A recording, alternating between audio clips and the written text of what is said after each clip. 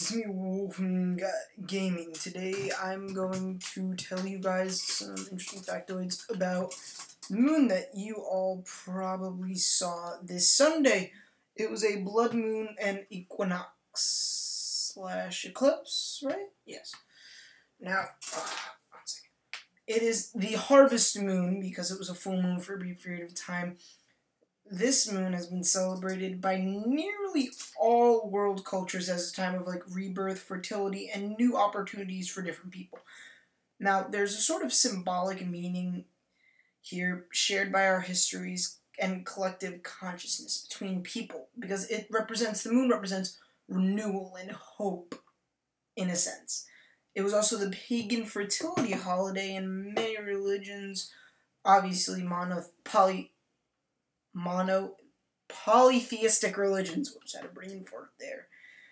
It is believed also that it transitioned into the Passover ceremony in Judaism and the Easter ceremony in Christianity.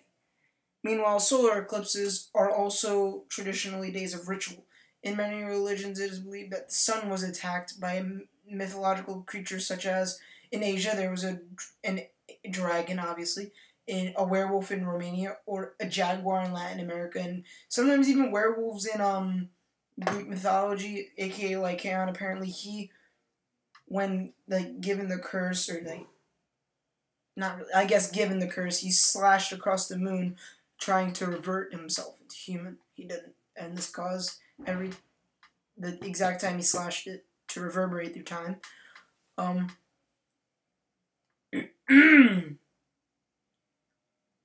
There's also a sort of scientific factoid about it that, psychologically speaking, this specific moon, or I think even every full moon actually, gives you a revitalization, psychologically speaking, but I think it's only if you believe it.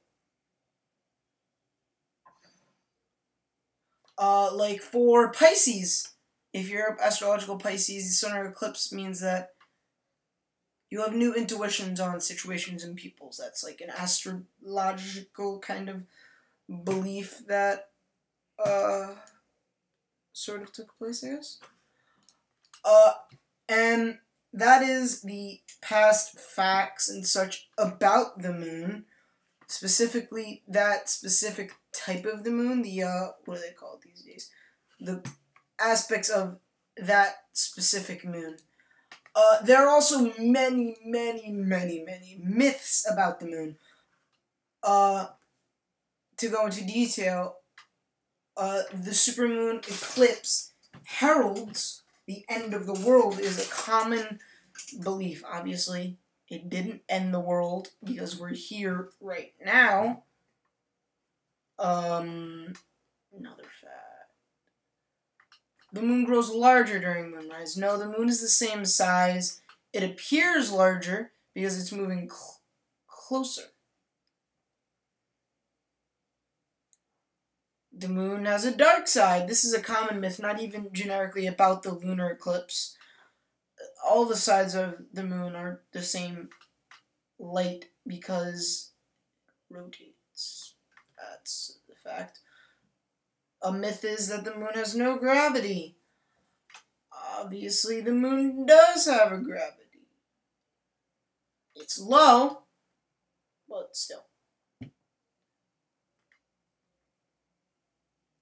And many people, sadly, believe that no one landed on the moon yet. That's just depressing. I mean, come on, no one landed on the moon yet. Neil Armstrong,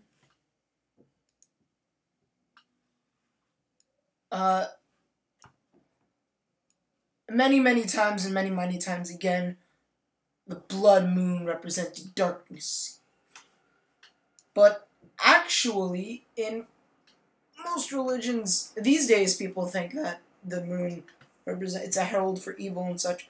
But ironically, in ancient times, the supermoon represented hope, revitalization, renewal, and overall,